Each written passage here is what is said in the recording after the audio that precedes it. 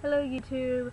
I figured it was high time I made a video on why I wear headscarves, because as everybody should know by now, I'm not a Muslim. I am actually a Christian.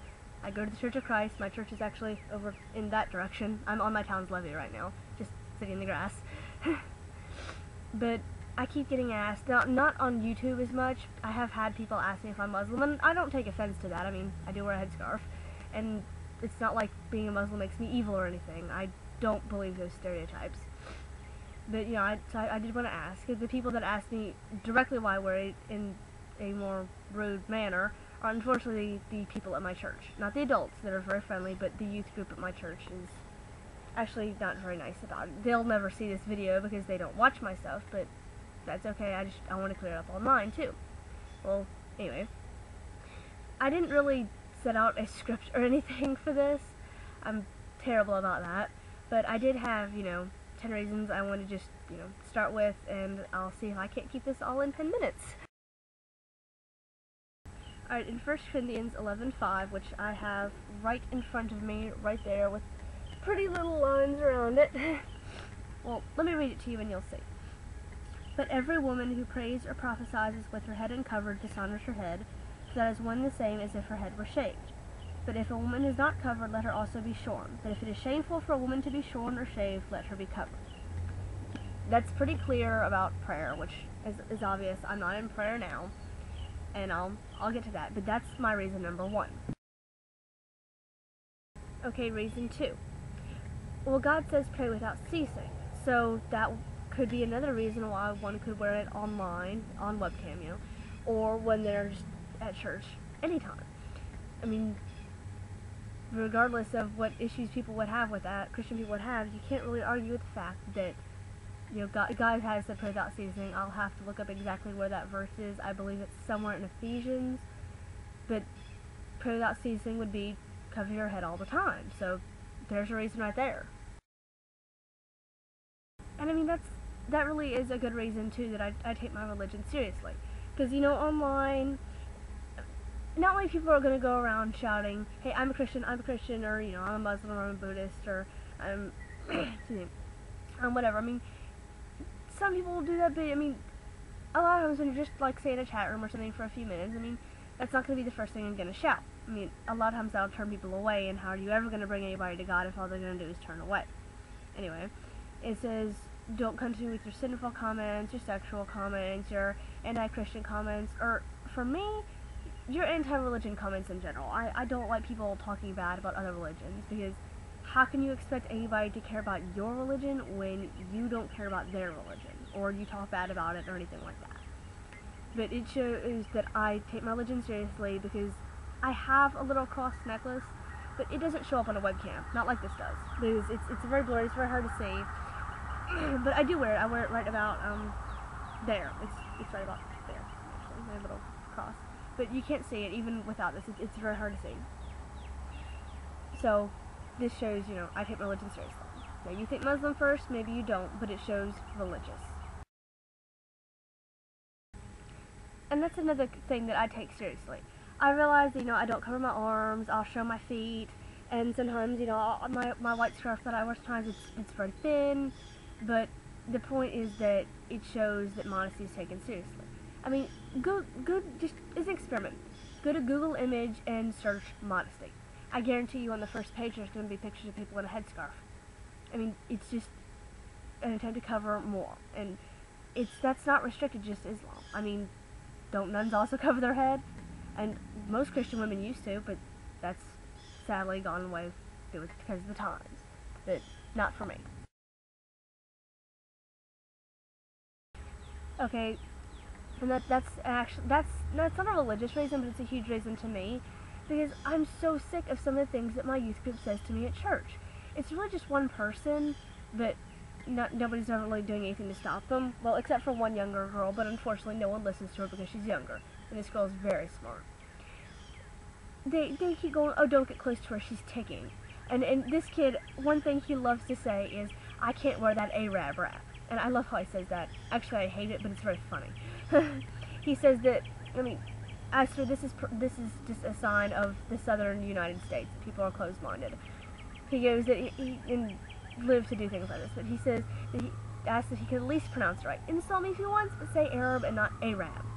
He says that he lives to kill their culture, which is, I mean, that's insulting me and their culture and the hijab and everything. I mean, and that I want to help stop the stereotypes. I really do.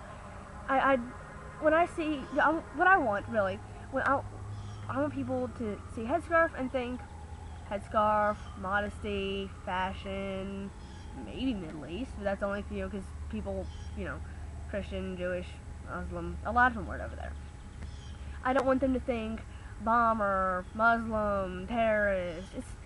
That terrorist one is so stupid too, because it's women that wear it in Islam, and that Islam is what they're thinking. It's women that wear it, and how many female terrorists do you know?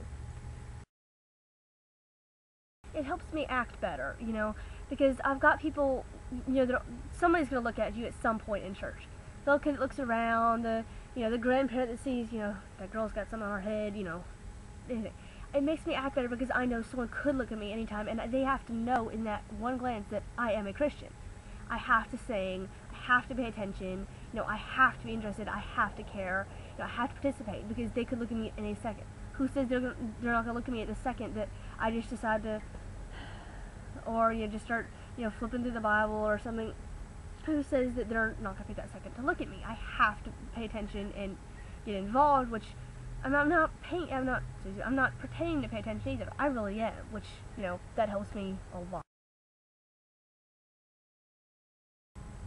See, now to do with that, I have to be able to stand my ground. I have to say, this is why I wear it. This is why I wear it, you know, all these years. I have to be able to stand up and say, this is why I wear it. I'm not going to take it off. You know, just because you want me to. And then you have the strength to do it.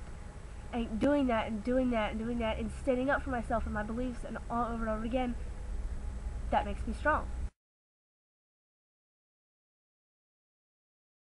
Yeah, God glaring. That is my word for it. God glaring, because that is what it was like. When I first found out about the verse, you know, 1 Corinthians 11:5-6, I would go like this, you know, cover my head with my hands, and I think that lasted, you know, effectively for all of 2 church services.